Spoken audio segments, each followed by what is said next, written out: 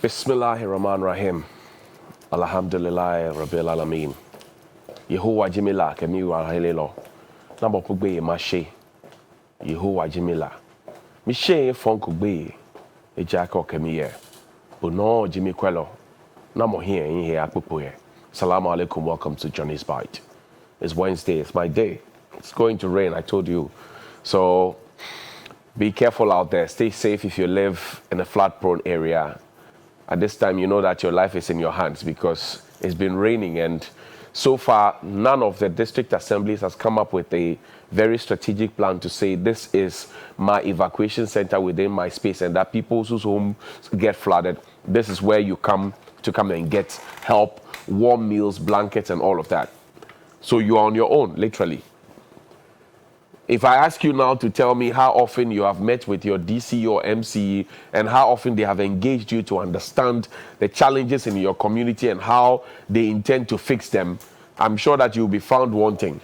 Only a few will stand out. Only a few MCEs and DCEs come to you to come and ask you what your problems are. Only a few of them hold town hall meetings. Only a few of them actually engage with their constituents. They enjoy being called honorable, and riding in SUVs. They actually don't care about the people they are supposed to be managing. They don't care. Yesterday, I saw a very ridiculous video and sad video at that of a certain wooden bridge somewhere in Accra. But they have an MCE, they have a DCE. And children use that bridge every now and then. I can't immediately find a video. But that's the painful part. The local governance. We say we are doing decentralization, local governance. Governance is being done by the people at the grassroots level. But I challenge you this morning. If you know your MCE's name, mention their name on a Twitter handle, hashtag Johnny's Bite. Tell me how often your MCE or DCE has engaged with you. And tell me how they have given you indication of having a strategic plan to fix your problems. Because you pay your property rate to them. You pay your business operation rate to them. You pay all other rates to them, to the district assembly. But you run to your MP because they were the ones who came to promise. The DCs don't promise. Tell me which of your DCs, and I'm saying it started raining. We know when it started raining.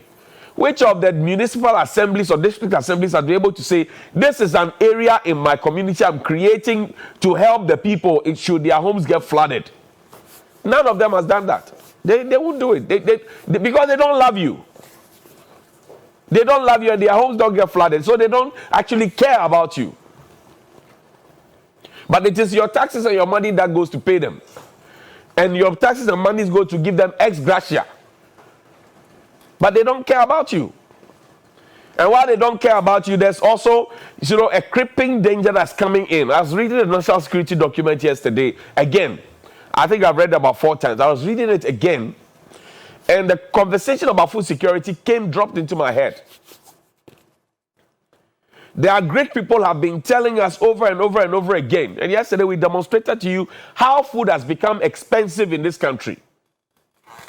And yesterday we demonstrated that to you. We showed you how the price of cocoa has ballooned, how the balls of cake are shrinking, how the size of bread is shortening. We told you, we're telling you the realities on the ground, not the speech. Forget the speeches. And that Ghana is a net exporter of food and wine. And we have built warehouses and we have done irrigation. If you have done all those things, the impact should be felt at the market when people go to buy their food. Now, in places where food is actually grown, food is expensive. That is the conversation. So when we asked the question, they told us Accra is not Ghana. Granted. Kumasi is not Ghana. Granted. Tamale is not Ghana. Granted. But if you have all these spots also recording cases where price of food is expensive, everywhere on their own constitutes Ghana. So those who come with that lame response and say Accra is not Ghana, you may have to keep quiet. Some of you don't even travel outside Accra. You don't know. You don't know. We go around the countryside. You don't know. We don't stay just in the air-conditioned offices. Times are hard. Things are hard. Petrol prices are going up. Again, people are parking their cars to join Trotro. And if we had a better transport system, that's running, I tell you, a lot more people will park their cars, traffic will reduce, a quality of work will be assured because people will get to work healthy, happy, and hale, and they will go and work effectively and efficiently and get back home, have a good sound sleep, and can go back to work again. So Ghana, we don't have a public transport system. Our railway system, we created a whole railway ministry. Talk, TikTok. I thought that TikTok is supposed to mean think before you talk. But ours is talk, TikTok. That's what we do. We promised that we're going to build a rail line from the western region all the way to Paga. We gave it a 4-year term. Where is it? So you don't have proper bus systems, you don't have rail systems, and you know that our big men, when you travel outside of this country, we use the buses, we use the cabs, we use the trains. You can't, of course, wear your 3-piece suit and go and sit in a certain rickety trotro that will eventually ruin your dress, tear a part of it. You can't do that.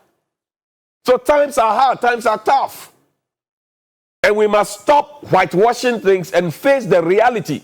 Stop putting all the excuse on Russia, Ukraine, and now the COVID excuse has died down small. But now that we're being told that COVID is back, I'm sure that COVID conversation will be resurrected.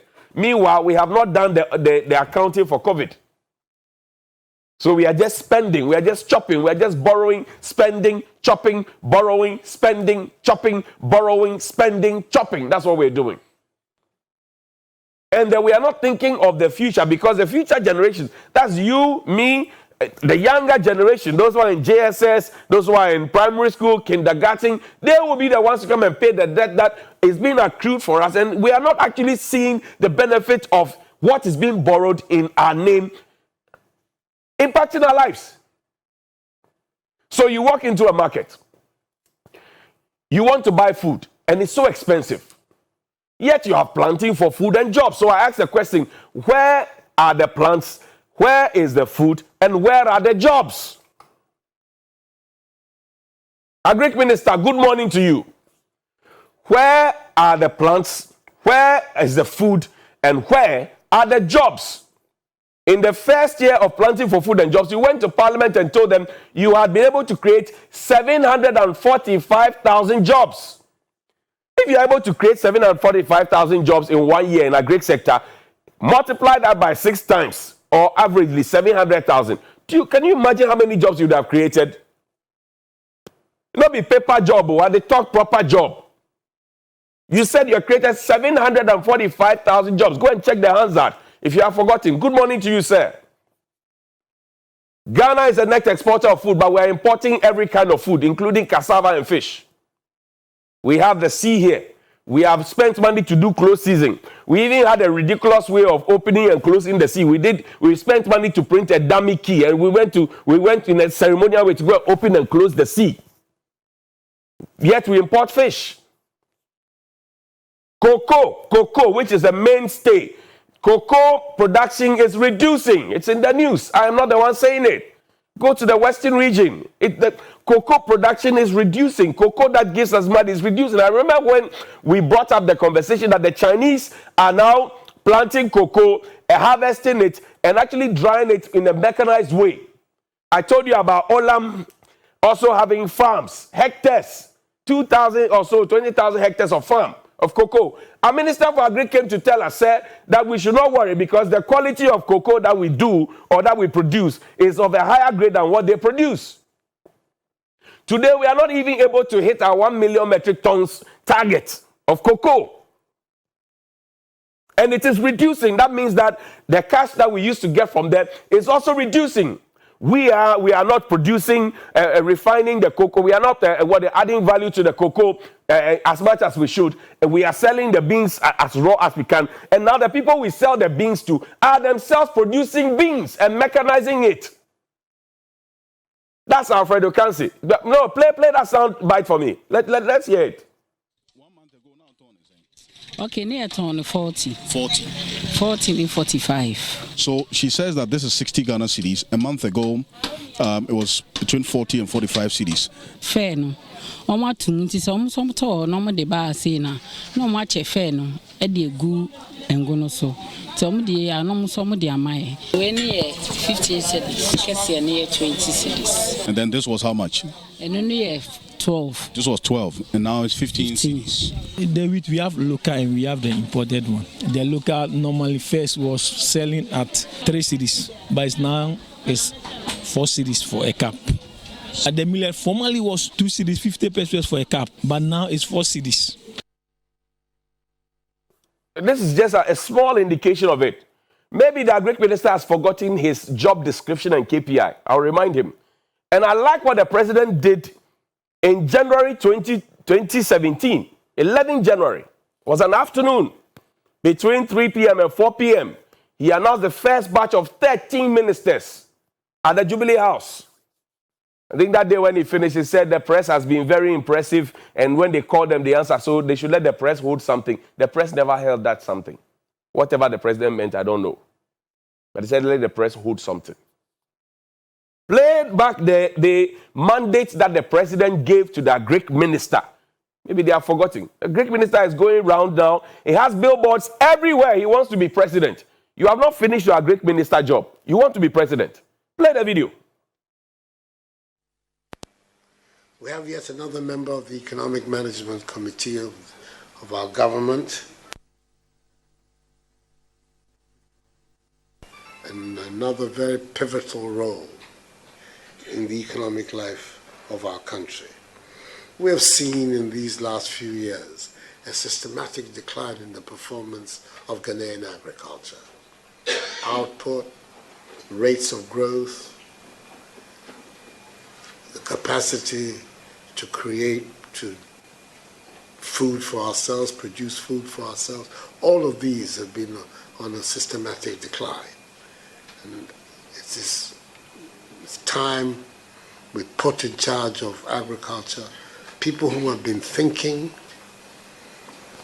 and have been successful in the area, and who have a very broad, comprehensive view of what we need to do to get Ghanaian agriculture working, so that, one, the food deficits that we now experience, rice production, even in those of tubers of cassava, yam, etc., that all of those become things of the past, that we're able to develop cash crops that can diversify our economy and generate more export revenues for us, and provide us also with raw materials for the industrial development that we want to take place.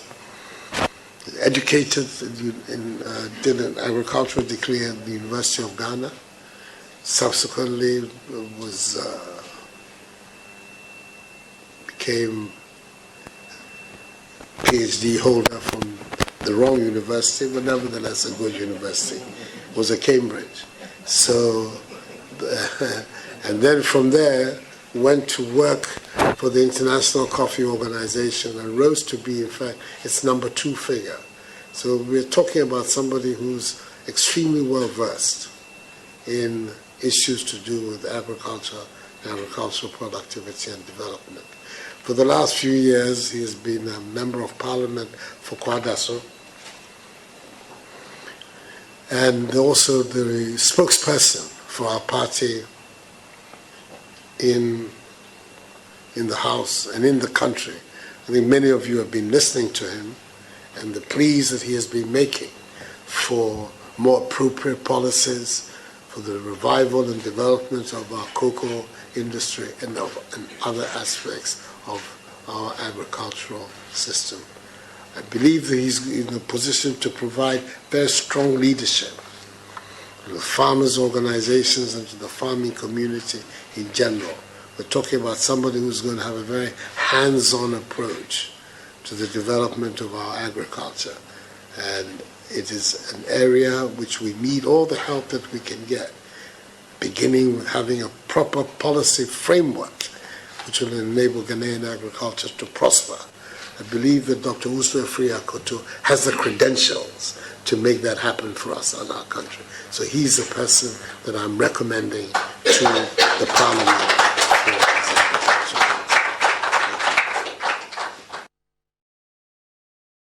That was the mandate, the job description, the JD and the KPI, key performance indicator that the president gave to the Agric minister. Revive our agricultural sector, mentioned your credentials, PhD this, you are done international coffee this, done that. How has that impacted our lives? That when I go to the market today, I go to my favorite Banku seller or my Banku joint. How has that impacted it? Your PhD and my bowl of Banku, how is that commensurate? They said come and revive. And I think that now that government has become so spiritual in their conversations, we are talking spirituality and religiosity, and we have left the job that was given to us to do. When the president said revival, he didn't mean church revival. Oh. He meant that you had said in 2016 that the agric sector was dying, it was growing at a negative rate. You said it, that we were not growing and that you will come and revive it. So the president's call for revival was not a church revival. He said, come and resuscitate what you said was dead. After 6 years or 6 years on, what would you say your scorecard is, Mr. Agric Minister? The things that were said to you by the president. Today, farmers cannot find fertilizers. You said you're subsidizing fertilizer by 15%. Farmers cannot find the fertilizers. The farming season is moving swiftly. What it means is that food that we're supposed to plant, harvest, and store for this year so we can use next year will be non-existent if we don't take care next year. Food, maize, sorghum, millet, cassava, tomatoes, onions, all those things. Food, they are food that we're supposed to be planting now, harvesting, storing in our warehouses that have been built that we so much out, and then we start enjoying them in 2022, at least for the first quarter. Question, are we planting enough? 2, are we harvesting enough? 3, are we storing enough? 4, does our buffer stock have food in their stores? Where are the fertilizers? And if indeed we have created 745,000 jobs in 2017 alone, we should not have young people roaming around. We started youth in agriculture. We trumpeted it. How many young people have we put into agriculture and how have we supported them? The lands that used to be farmlands are now galamsey sites largely. They are now being turned into real estate because when the farmer sees that, I am suffering, whatever I do, I am not making money out of it, and somebody comes with a proposal that I can build an estate on this land and give you X amount, they will take it. The reality on the ground is that people are trading off their farmlands, go to the west. For galamsey's sake, go around the country. Your mandate is to revive. The revival is not just to keep what we have, but also to expand what we have and make sure that food is readily available. You see that when you went for your vetting, the second vetting, they asked you about food affordability and food availability. You got angry. Honorable Muntaka asked you that question. I watched it. You got angry. And I'm saying that on this 11th of January 2017, when all 13 ministers, the first batch were announced, you saw how meek they all looked. From Napo to Ken Ofori-Atta to the Agric minister, to the health minister, to the national security minister. You saw how all of them, they'll come and stand by the president like this. And they'll be nodding like that. Or some put their hands behind them and they'll be nodding like that. Today, when you ask those same people questions about the job that they came to beg for, the job that the president succinctly described for them to go and do, they get angry. But I've not insulted anybody. If I've insulted them, tell me. I'm only asking questions that this is what the president asked you to go and do. 6 years on, have you done that job? What has been the impact in the lives of the people? It not be insult. And it go be, it not be plan. It go be, it not be plan. Show us your plan. Show us your scorecard. Get up, go to work and make sure we have food in the market to eat and the food is not expensive. Times are hard. Times are tough. Good morning to you.